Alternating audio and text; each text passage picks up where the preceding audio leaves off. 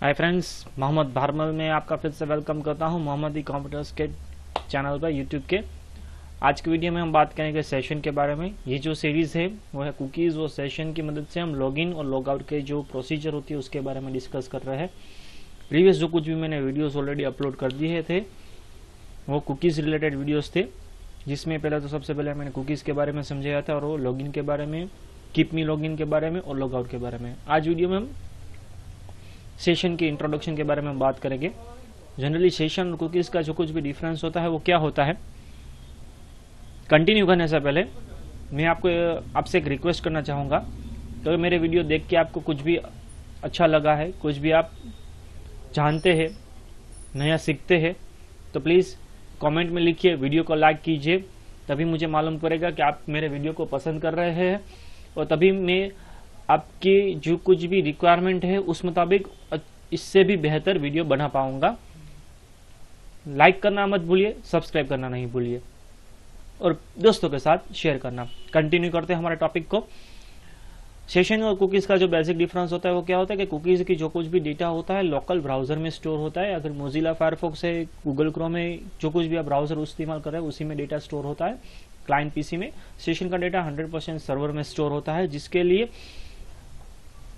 आपको हर बार पीएचपी को बताना पड़ता है कि सेशन स्टार्ट करो, सेशन स्टार्ट करो, सेशन स्टार्ट करो। कुकीज में ऐसा कुछ करने की जरूरत नहीं है। दूसरी बात जो डिफरेंस होती है, कुकी टेम्पररी और परमानेंट बना सकते हैं।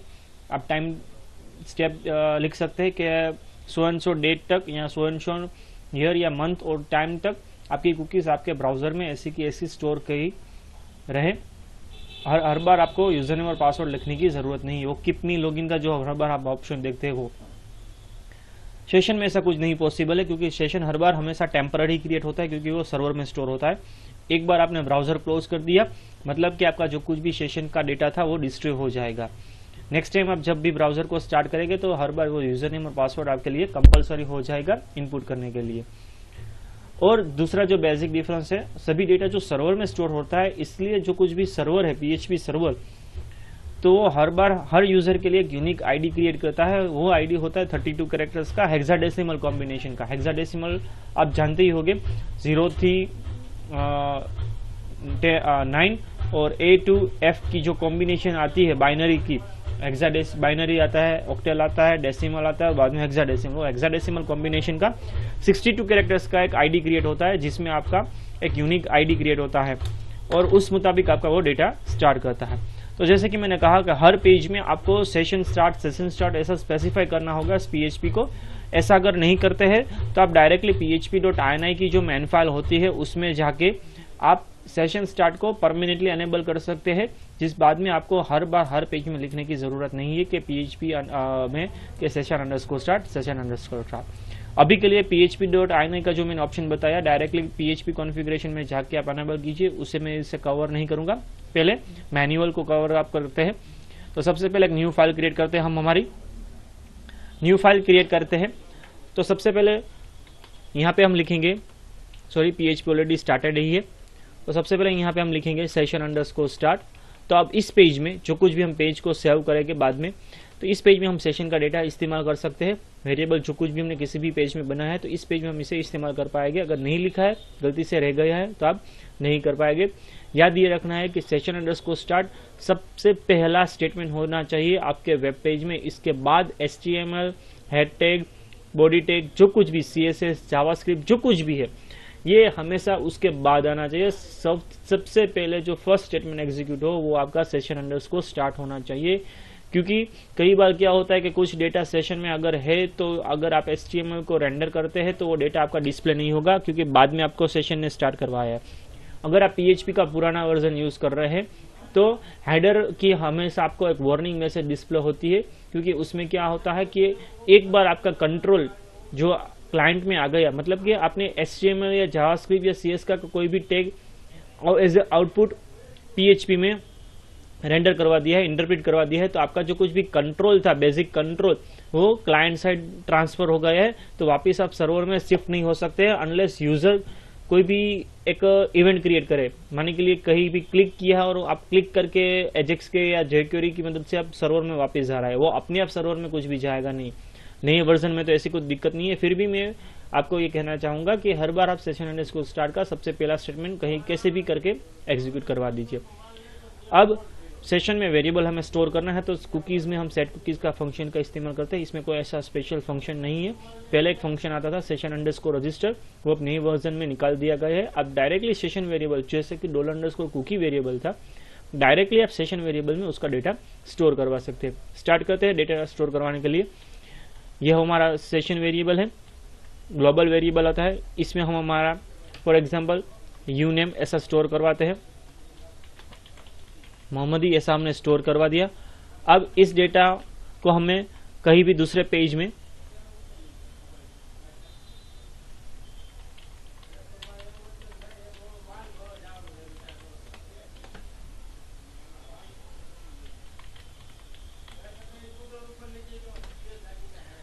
हमने पेज को सेव कर दिया। अब हमें सपोज इस पे वेरिएबल को डिस्प्ले करवाना है, तो यहाँ पे ही हम लिख सकते हैं इको $_ सेशन। हमारा जो सेशन नेम है वो सेशन नेम हमने दिया है यूनेम, तो हमारा जो कुछ भी यूजर नेम है वो यहाँ पे हम डिस्प्ले कर पाएंगे। पेज को एग्जीक्यूट करते हैं हमारे ब्राउजर में जाके।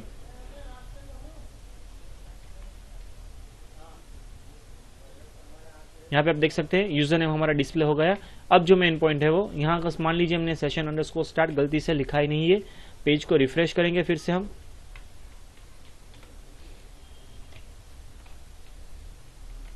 बाय डिफॉल्ट शायद मैंने सेशन परमानेंटली स्टार्ट कर दिया। दूसरे पेज में चेक करते हैं, ब्राउजर हमने क्लोज नहीं किया था इसलिए।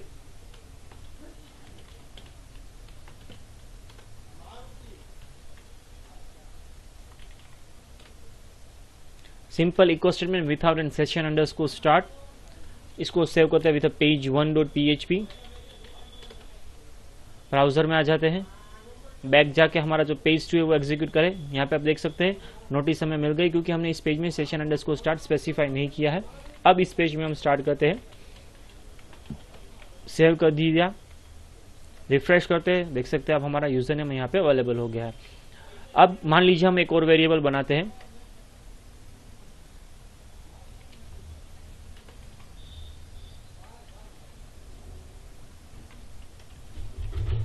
कलर, और इसमें कोई भी एक कलर नेम हम स्टोर कर सकते हैं।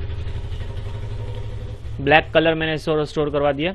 अब इसी वेरिएबल को अगर हम फिर से डिस्प्ले करवाना चाहते हैं तो यहाँ पे आप फिर से डिस्प्ले करवा सकते हैं।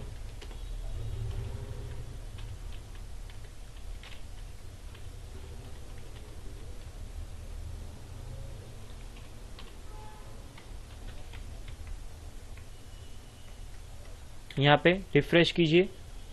सॉरी, हमने वो पहले वेरिएबल क्रिएट नहीं किया, तो फिर से हमें इंट्रो में जाना पड़ेगा पहले। अब ये वेरिएबल क्रिएट हो गया है। अब हम पेज 1 में अगर देखेंगे रिफ्रेश करके, ये हमारा इंट्रो वेरिएबल में वेरिएबल क्रिएट हो गया। रिफ्रेश ठीक से नहीं किया था मैंने, शायद कुछ गलती रह गई है मुझसे। ओ सॉरी, मैंने यहाँ पे पेज को सेव ही नहीं किया। After doing an echo, refresh करता हूँ,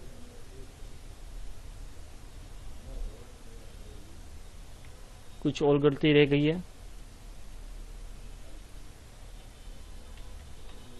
यहाँ पे सेशन अंडरस्कोर स्टार्ट मैंने पहले कमेंट कर दिया था, अब दूसरा डेटा हम नहीं स्टोर कर पाएंगे। फिर से पेज इंट्रो में जाके रिफ्रेश कर दिया।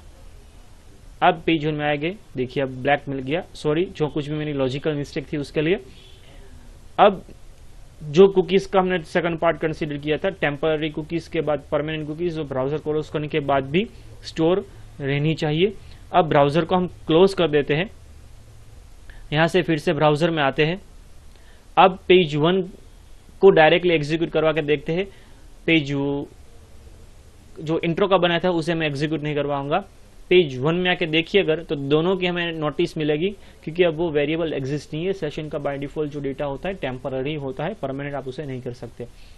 हाँ, लेकिन परमानेंट टेम्पररी में भी वो टेम्पररी होता है। वो कैसे कि उसका सेशन का एक एक्सपायरेशन टाइम होता है। एक्सपायरेशन टाइम मतलब कि आफ्टर एन फिक्स मिनट्स वो अपने आप डेटा डिस्ट्रॉय कर देता है।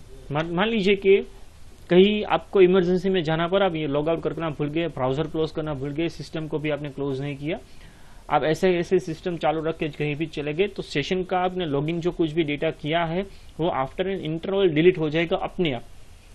यूजर आप वापिस आके देखेंगे तो वो लॉग आउट हो जाएगा। तो क्यों हुआ का सेशन का एक फिक्स टाइम होता है, वो टाइम अगर हमें देखना है तो कैसे देखते हैं वो भी मैं बता देता हूँ अभी।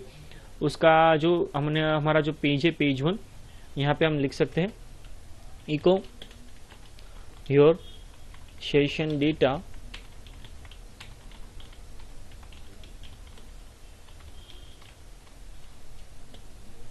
आफ्टर एक स्पेशल लाइब्रेरी फंक्शन है session underscore cache expire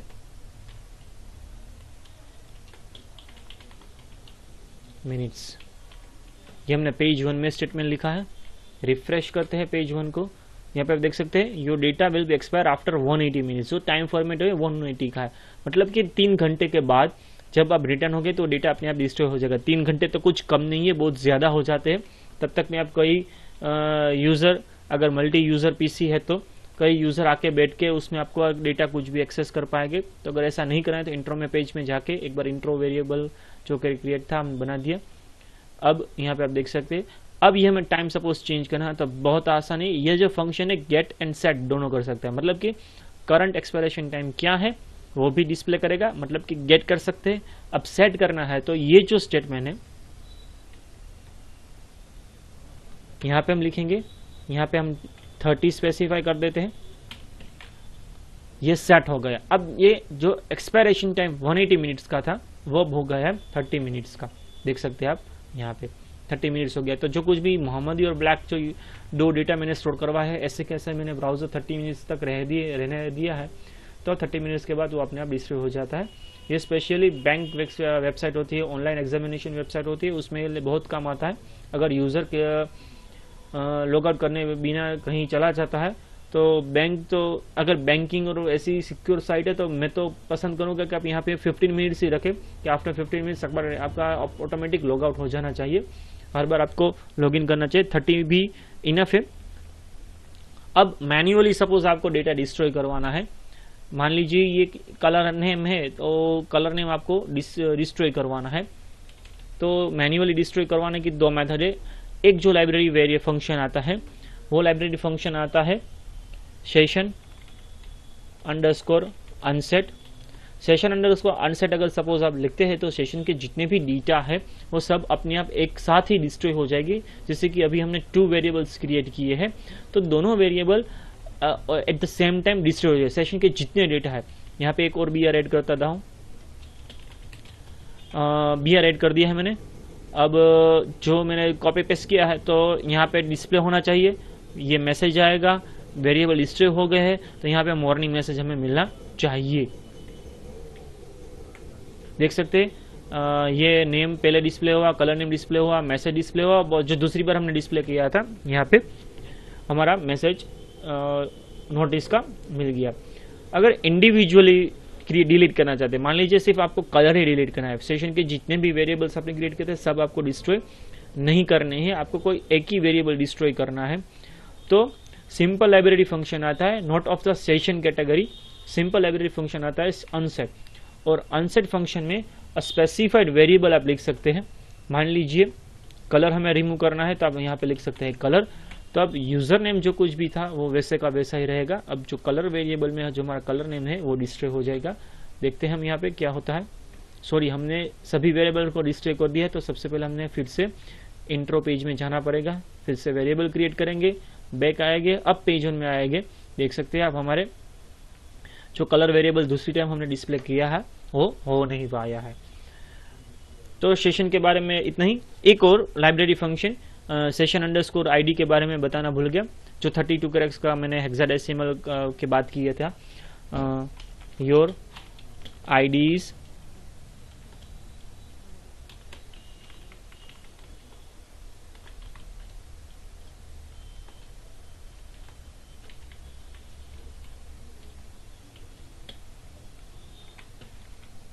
refresh करते हैं। यहाँ पे आप देख सकते हैं ये 32 कैरेक्टर्स का हेक्साडेसिमल कॉम्बिनेशन हमारे पास अवेलेबल हो गया है।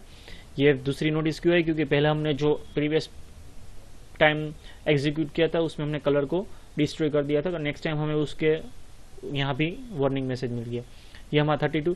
तो उसका जो एक लाइब्रेरी फंक्शन आता है सेशन अंडरस्कोर रीजनरेट का जनरली इस्तेमाल नहीं किया जाता है, क्योंकि जो आईडी होता है वो रीजनरेट होता है, तो करंट सेशन अपने आप लॉग आउट हो जाएगा, डिस्ट्रिव हो जाएगा, तो जनरली वो इस्तेमाल नहीं किया जाता। सेशन के बारे में सिर्फ इतना ही, जैसे कि मैंने बीच में बताया था, वीडियो में आप कुछ भी नया सीखते हैं, नया अच्छा लगता है, प्लीज़ वीडियो को लाइक कीजिए, चैनल को सब्सक्राइब कीजिए, दोस्तों के साथ वीडियो को शेयर कीजिए। इस वीडियो में इतना ही। वीडियो पूरा देखने के लिए आपका बहुत बहुत धन्यवाद।